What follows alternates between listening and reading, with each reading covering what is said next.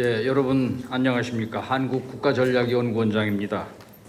오늘 아침부터 비가 굉장히 많이 내려서 교통이 복잡했는데 이 자리까지 멀리서 오시느라고 여러분들 굉장히 수고가 많으셨습니다.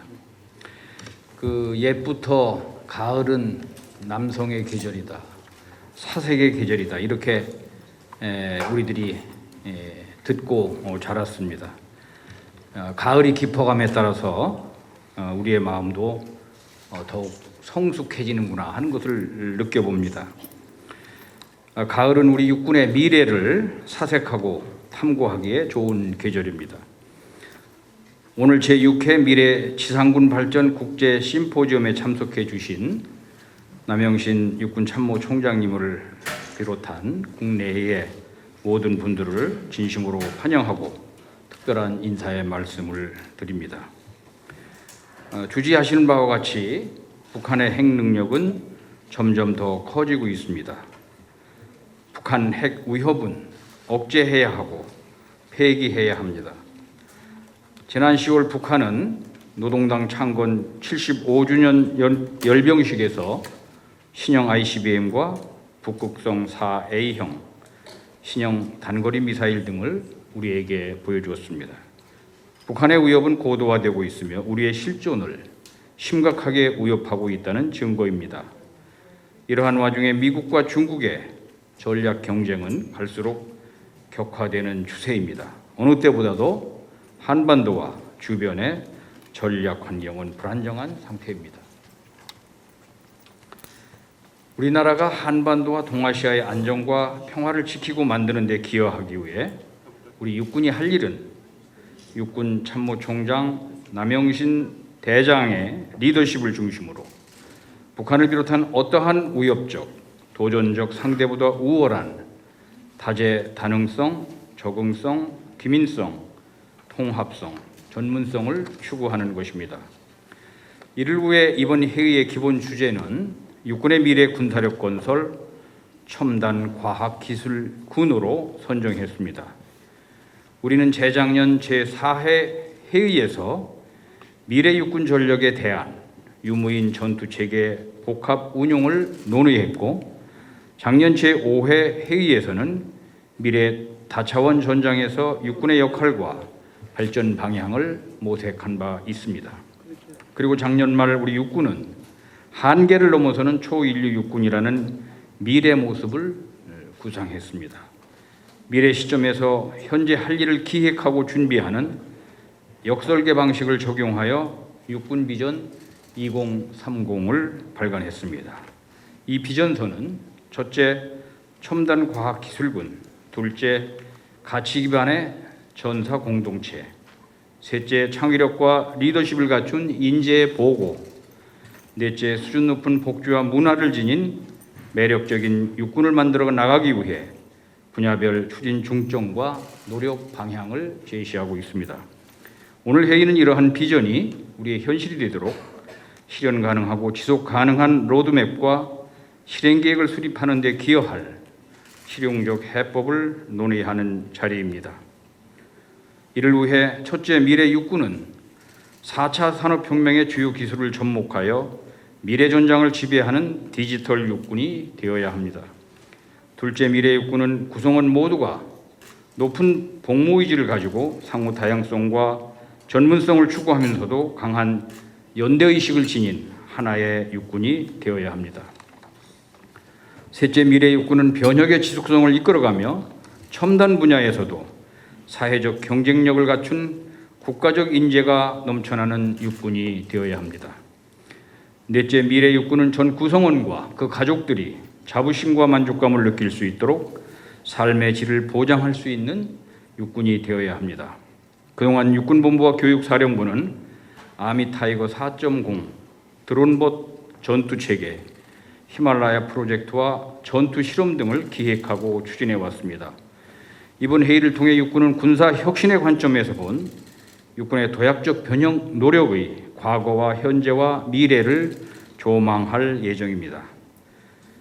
국방과학연구소와 이화여대 박진호 교수는 지금까지 발전시킨 군사과학기술을 어떻게 육군 무기 체계에 적용할 것인가와 상대적 우위 달성을 위한 군사력 건설 방법론을 제시해 줄 것입니다. 미래 육군은 한국 정부에서 지상과 공중 전장 간의 차세대 통합기술이 적용된 대화력전 수행을 제시할 것입니다. 과거의 역사를 지배했던 국가들은 예의 없이 군사혁신을 통해 군사적 우위를 달성함으로써 안보와 번영을 구가했음을 알 수 있습니다. 미래전쟁을 억제하고 억제 실패 시 승리하려면 4차 산업혁명의 첨단 기술을 바탕으로 전장 운영체계를 최적화하는 노력은 시대적 소명인 것입니다. 현재 우리의 동맹국 미국을 비롯한 세계 기술 선진국들은 첨단 기술 개발을 위해 사활을 건 경쟁에 몰입하고 있습니다. 우리나라와 육군의 미래도 놀라운 속도로 진보하는 과학기술을 어떻게 개발하고 활용하느냐에 따라 좌우되면 자명한 사실입니다. 이 자리를 빌어 남영신 육군 참모총장의 국가를 위한 헌신에 감사를 드립니다. 미래 육군의 첨단 과학기술군 건설 방향이란 주제로 기조연설을 해주실 미 8군 사령관 윌라드 벌러슨 중장에게도 감사의 마음을 전합니다. 혈맹국 미국의 실전 경험과 세계 최고의 군사 혁신 노력은 우리 육군의 도약적 발전에 유익한 사양분이 될 것으로 확신합니다. 오늘 한국국가전략연구원 부원장 류재승 장군의 사해로 육군교육사령부 전투발전부장 방종관 장군, 국방과학연구소 지상기술연구원장 석호동 박사, 이화여자대학교 박진호 교수, 미 8군 마이클 멀린 대령이 우리 육군의 미래를 여는 데 필요한 지혜를 여러분들에게 나눠드릴 것입니다. 끝으로 코로나19 감염병 확산으로 어려운 여건 속에서도 국제회의를 주최하는 육군본부, 육군협회, DX코리아, 한국국가전략연구원 관계자 여러분들의 노고에 깊이 감사드립니다. 아무쪼록 오늘 회의가 우리 육군이 미래 대한민국 안보의 중심축 역할을 하는데 소중한 밑거름이 되기를 기대합니다. 감사합니다. 경청해 주셔서 감사합니다. 안녕하십니까. 육군 참모총장 남명신 대장입니다. 먼저 오늘 심포지엄을 주관해 주시는 한민구 국가전략연구원장님께 또 참석해 주신 내외 기빈 여러분께 진심으로 감사의 말씀을 드립니다. 우리는 지금 변혁의 시대에 살고 있습니다. 4차 산업혁명으로 촉발된 과학기술의 발전은 더욱 폭발적인 변화를 예고하고 있습니다. 이에 육군은 4차 산업혁명 기술을 접목한 5대 게임 체인저를 적기에 전력함으로써 미래 전장을 주도할 수 있는 첨단 과학기술군으로 거듭나기 위한 혼신의 노력을 기울여 나가고 있습니다. 그리고 보다 먼 미래에는 초연결, 초지능화된 조직으로 진화하여 시공간을 초월한 다영역 전장을 지배할 수 있어야 합니다. 이를 위해서는 미래의 전쟁 양상에 부합하는 새로운 전투 수행 방법과 새로운 전력이 필요로 합니다. 이런 의미에서 오늘 육군의 미래 군사력 건설, 첨단 과학기술군을 주도로 미래 지상군 발전 국제 심포지엄이 개최된 것을 매우 뜻깊게 생각합니다. 지금 육군은 미래를 예측하고 준비하면서 중대한 기로에 서 있습니다. 군사혁신의 추동력을 유지하기 위해서는 변혁적 리더십 아래 자율기동 고에너지 레이저, AI 등과 같은 첨단 과학기술을 능동적으로 수용하고 이를 어떻게 미래 군사력 건설에 접목해야 할지를 심도 있게 고민해야 합니다. 이번 심포지엄을 통해 미래를 준비하는 육군의 노력과 방향을 평가하고 변화의 흐름에 맞추어 새로운 도약의 토대를 구축해 나가고자 합니다. 오늘 이 자리에서 국내외 전문가들이 함께 자유롭게 소통하고 영감과 통찰력을 주고받으며 육군이 첨단 과학기술군으로 성장할 수 있는 다양한 의견과 정책들이 도출되기를 기대합니다. 감사합니다. Good morning. I'd like to thank and extend my gratitude to the President of CRINS, Han Mingu, as well as General Nam, and to all those who have put together a symposium like this here today. And I'm honored to have the opportunity to speak at this year's 2020 Korean Defense Exposition. From looking at the topics, panels, discussions, the deliberate and focused effort that's being put forth here to make a quantum leap with science and technology is clear to me. And I'll share with you a few thoughts on the United States Army's modernization efforts and our way forward. So I was thinking about this topic a few days ago and how important it is to take a deliberate method to look towards the future. And we should not only think about equipment, but also how our doctrine, organization, training, leader development, people, equipment, and policies come together. What came to my mind was machine guns and tanks. So from my country's history, in the late 1800s, in our Civil War, the Gatling gun, the machine gun, had a significant improvement in technology. And it continued to improve after our Civil War up to the beginning of World War I. And all of you know that World War I was a war where machine guns resulted in artillery resulted in stagnant trench warfare. Armored cars were developed for trench warfare, but they did not work in breaking through the lines. Tanks were developed next as a means of breaking through lines, seeing their first use in the Battle of the Somme. Improvements in protection, firepower, and mobility, along with changes in doctrine and training, built an armored force that we now call the combat arm of decision. So who would have foreseen that the machine gun of the late 1800s actually created the need for armored forces 30 to 40 years later? So I commend you all here today for taking these few days to take a deliberate look at how science and technology can improve how we fight in the future. So behind me are pictures of soldiers. And whether they're from America, Korea, or any other country, armies are made up of soldiers. These soldiers are men and women who are prepared to give the ultimate sacrifice on behalf of their countries. I'd like to paraphrase from T.R. Fehrenbach's book, This Kind of War. In his speaking of land combat, he says, if you desire to defend it, protect it, and keep it for civilization, you must do this on the ground, the way the Roman legions did, by putting young men into the mud. So while we're here talking about science and technology, it's really important to think about how we improve the fighting abilities and how we protect our men and women who engage in ground combat. Just over 2 years ago, our United States Army established our Army Futures Command. Our Army Futures Command was established to reinforce Army formations with innovative technology and to strengthen our readiness with near peers who have now modernized their tactics and capabilities. And in 2019, our Army modernization strategy was published. This lays the foundation for how our future Army will modernize, how the Army will develop a force ready for multi-domain operations, and how we will pursue a continuously modernizing Army.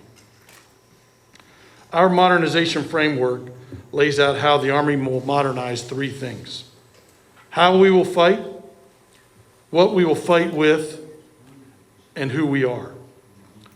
This approach integrates the elements of doctrine, organizations, training, material, leader development, education, personnel, facilities, and policy within the Army, with other joint forces, alongside our allies, and with partners. How we fight is the realm of concepts, doctrine, organization, and training. What we fight with is characterized by material development and procurement, guided by our Army's 6 material modernization priorities. And who we are encompasses our leader development, education, and 21st century talent management. Our U.S. Army Futures Command understands this and has geared its focus on essential priorities that drive material development for the next level of warfighting.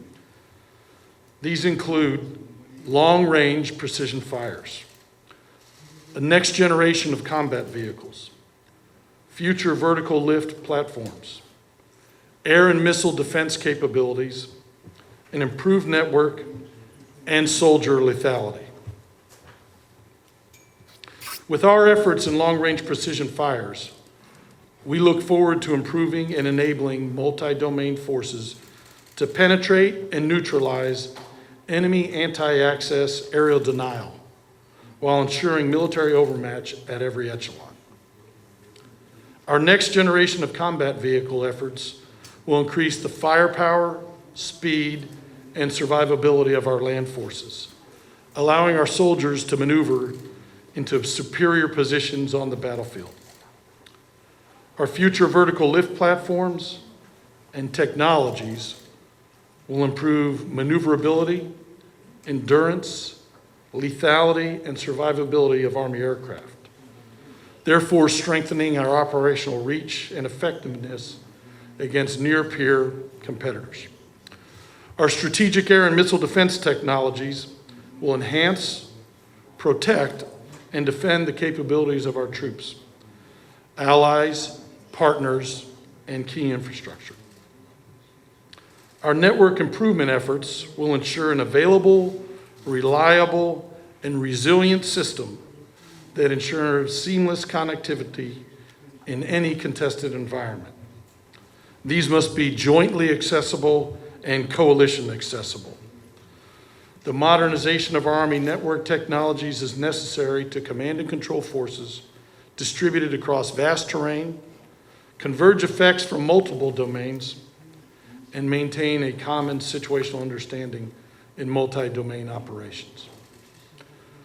Finally, our efforts in modernizing soldier lethality will increase the capability of individual soldier weapons, provide soldiers with enhanced night vision, and increase the ability to quickly understand and react to emerging situations, increasing their lethality, precision, and survivability. These efforts will be complementary to ongoing soldier performance initiatives to improve fitness, nutrition, and resiliency to ensure we're modernizing the soldier, not just the equipment for our soldiers. So as we modernize, we must ensure that our new equipment training remains synchronized with legacy technology. New capabilities must be put to the test in training so that we understand the capabilities and limitations. And we need to ensure that we can fight degraded when the effects of the environment or contact with the enemy reduces our technological applications. Realistic and rigorous training, live, virtual, and constructive, is required to ensure that our soldiers, leaders, and organizations can maximize these future capabilities. Training strategies that utilize combinations of simulations and live training are essential to ensure the readiness of our forces. As I said earlier on, in paraphrasing This Kind of War, we must put our soldiers in the mud, train hard, so that the trumpet of crisis or conflict sounds, we are ready. We are ready now, and we're ready in the future. So despite the challenges of COVID, our combined training events here in the Republic of Korea have maintained our readiness as an alliance. And great credit should go to our leaders at every level within our militaries who persisted in finding ways to safely train amidst this global pandemic. So this leads me to some final thoughts. Our ROK-US alliance was forged over 70 years ago, and it remains strong today. Our common purpose and connections between our two countries is unbreakable.